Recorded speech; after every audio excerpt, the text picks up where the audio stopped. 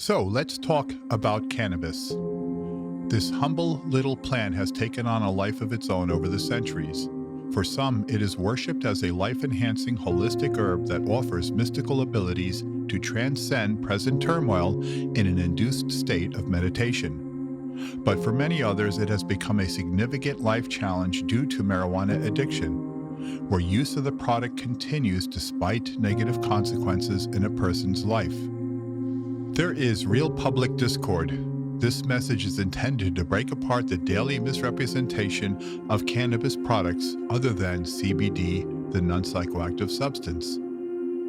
The medical marijuana formulation promoted today as being harmless with no significant issues is a misrepresentation. A billion-dollar cannabis industry controls much of the public messaging through social media platforms. But the medical and scientific world disagree at this point with much of this information. For-profit claims are at odds with research so far, with only a few exceptions. The important and the end result is an uninformed public being misdirected about marijuana facts. This YouTube channel is designed exclusively to provide guidance and practical addiction information for families and their loved ones.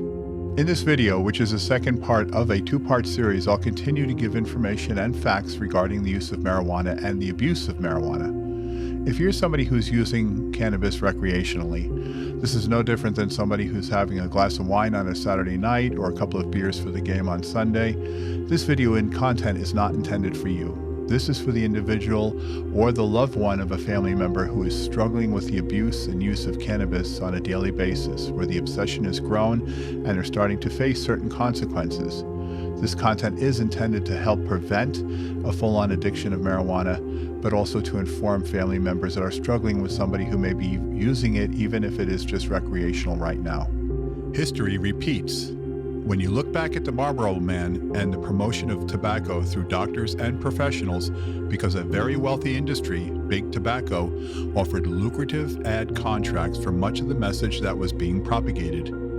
We can even look at the pharmaceutical industry going back into the 1990s and the pain management misdirection that surrounded the birth of oxycodone, which some can argue gave birth to the opioid epidemic we face today.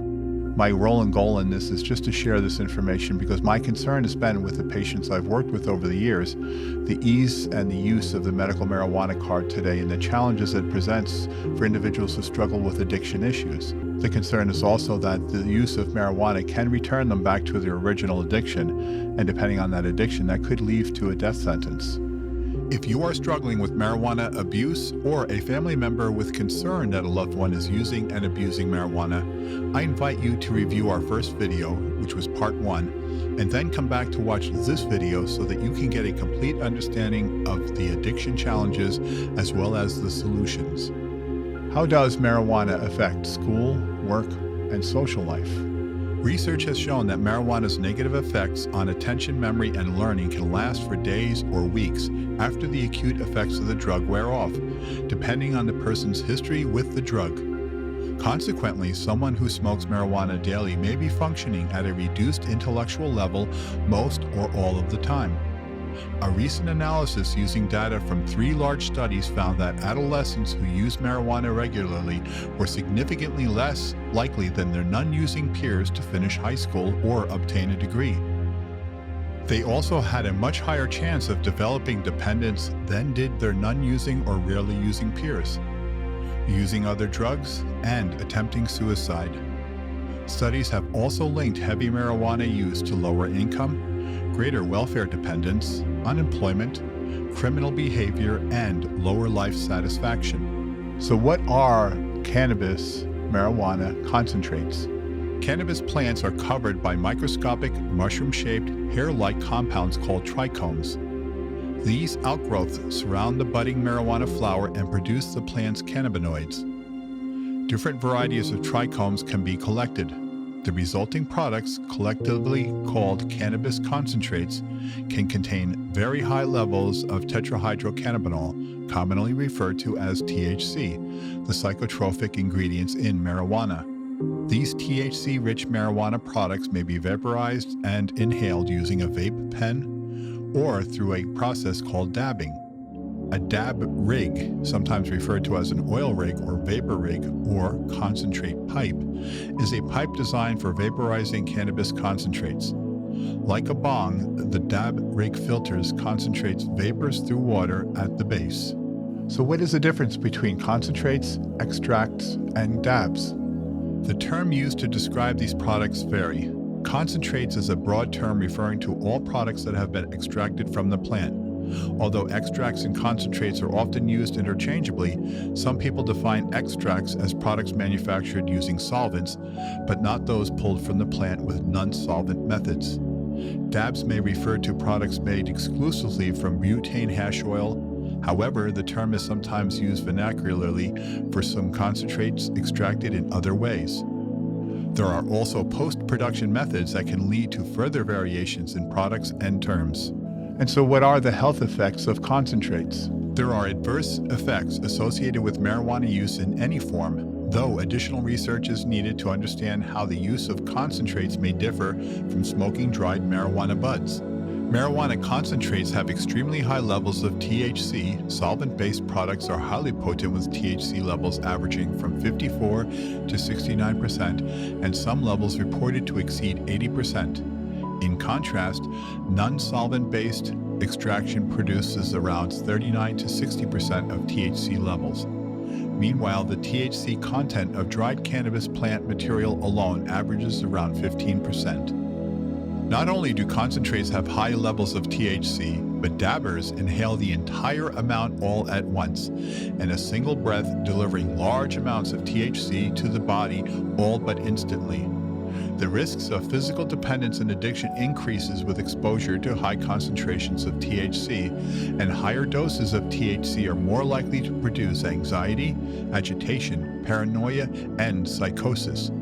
Additional research is needed to understand how the use of concentrates affects these risks. In addition, contaminants in concentrated products may cause concern. One study noted that 80% of the tested concentrate samples that were contaminated in some form, not only with pesticides, but also with residual solvents that were not fully purged in the manufacturing process. Users of BHO, butane hash oil, for example, likely inhale some butane and other impurities along with the vaporized THC. It is important to note that direct inhalation of concentrated butane among recreational inhalant users carries multiple risks, including reported deaths. However, more medical research is needed to discover what complications may result from the presence of these substances in the manufacturing process. So now let's talk about how we can help your loved one who is struggling with marijuana addiction or abuse. But first, it's important for you to understand and to know, why is your loved one using marijuana in the first place? This can have many answers, and it's a broad question. But understand this, that your loved one is using this psychoactive substance because they are changing their physiology and their cognition, and this is done on intention. In the treatment industry, we refer to this as a state change, or we call this the computer in our brain, and it's changing the wiring and the computer program.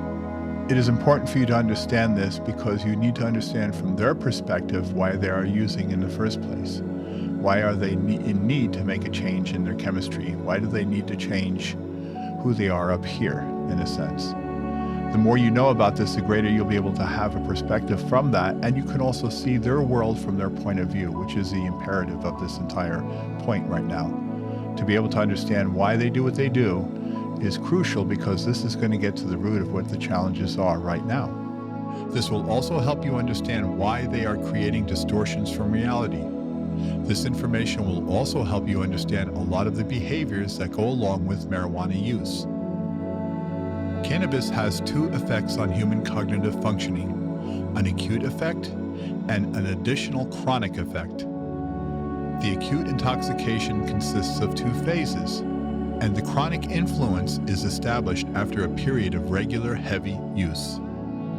Acute intoxication. After about 10 minutes and up to 45 minutes after smoking, the user will experience a high, but initially also some physiological symptoms: palpitations, dizziness, coughs, feeling of increased pressure inside the head, an increased pulse, dryness in the eyes, mouth, and throat.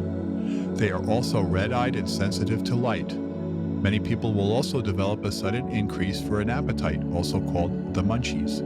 The psychological symptoms of the subjective high. This is a feeling that they get of feeling mentally active and environmentally oriented. There will be a tendency to become giddy and sometimes talkative, and on the other end also quiet and subdued, almost in a meditative state.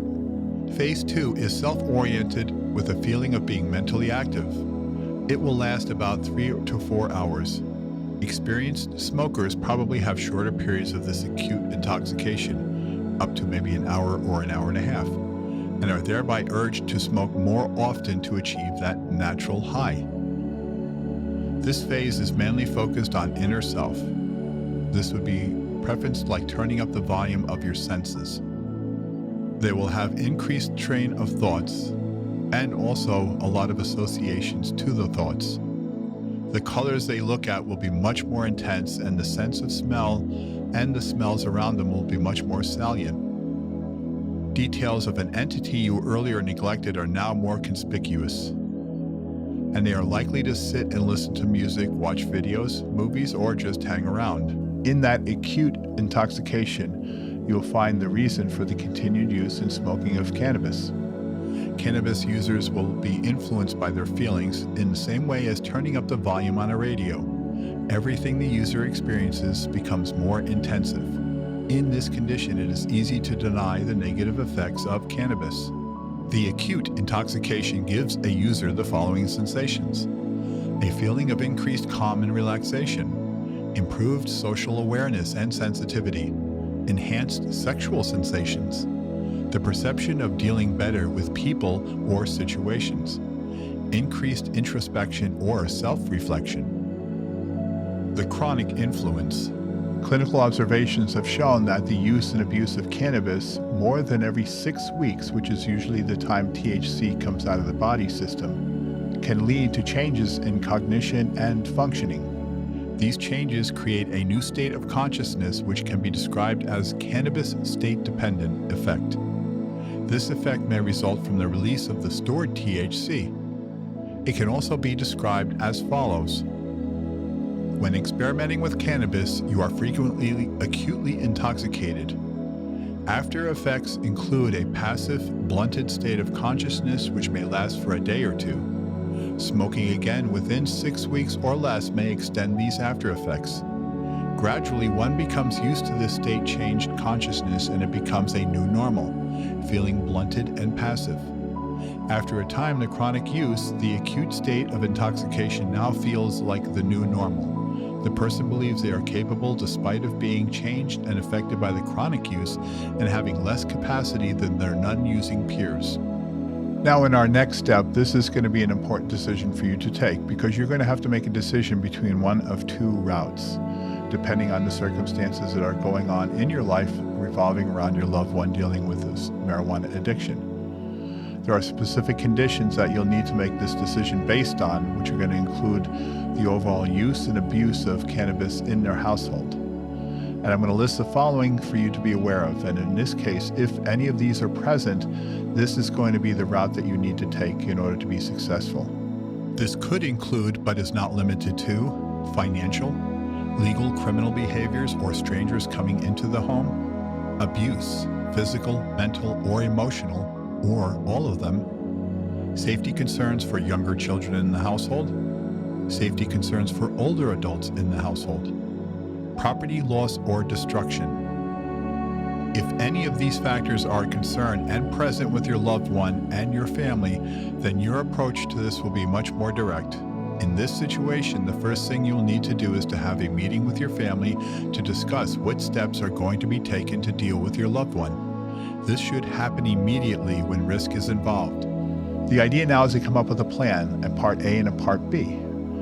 The Part A is simple. They can accept the treatment that's being offered them and the services being provided by the family, giving them the opportunity to make a change in their life. Or Part B, that they leave the premises until they have made a decision to change their substance use and thus their behaviors. This, of course, is the harshest of the two directions to go in, but it is vital and necessary if the risks are based on behaviors and abuse within the family and the household. This is not tough love. This is self-preservation. The reason for the families meeting is to have a plan in place on what will happen if they go into either treatment or if they decide to leave the home, in addition to building unity within the family. If they are interested in treatment, it'll be important for you to research treatment programs prior to this meeting with them so that you can have a plan in place and also so you can have resources available immediately. You can also visit our website at tigerresilience.com for more information about our intervention services, our coaching program, and our mentoring services. Regardless of whether they decide on treatment or to leave the home, your safety is vital to either decision. When a decision is made, you must act on this right away. When you make a decision, you must put it into action, because words alone will only create more doubt in the seriousness of your conviction and what you're doing with your family and your loved ones.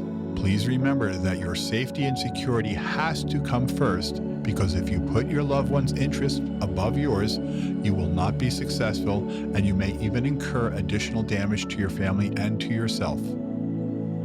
If your loved one is not presenting with any of these risk factors mentioned, then the second direction for you to take is going to be one of communication, patience, empathy, nurturing, and influence.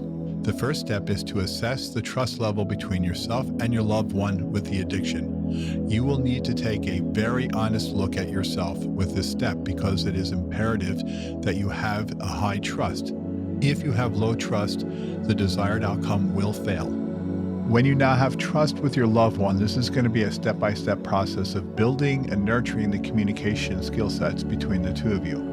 It is going to require a time where you're going to have to set aside a moment, almost like making a scheduled meeting or a plan or even a date, so that you're going to have this opportunity to speak with them and start to listen with the intent to understand them. This is where listening skills are going to be imperative on your part. First, you want to find out where they are in their life. And that does not mean the substance use, but how are they doing in all areas of their life? If they are unsure how to answer, then go into a different domain of life. This could include how is work or school, or how are they doing with their various relationships with people outside or even a significant other? How are they doing with their health? Or what are they doing to have fun when they're not either in school or working, and so on. The key is to get them to open up to the reason why they're using marijuana in the first place. And to nurture this information from your loved one, this will take time and patience. One consideration is to look at this like any investment. Your return on your investment will be proportionate to the time that you allow them the opportunity to communicate with you and to also bond. You will then be able to inquire about, but not to accuse, their substance use, with the intention of better understanding why they feel the need to use marijuana. You can ask some questions regarding their use without being directive and accusatory. You can ask questions like, well, what is it that marijuana does for you? And how come you like that effect? What does that do for you in your life and on your journey? How does that impact you?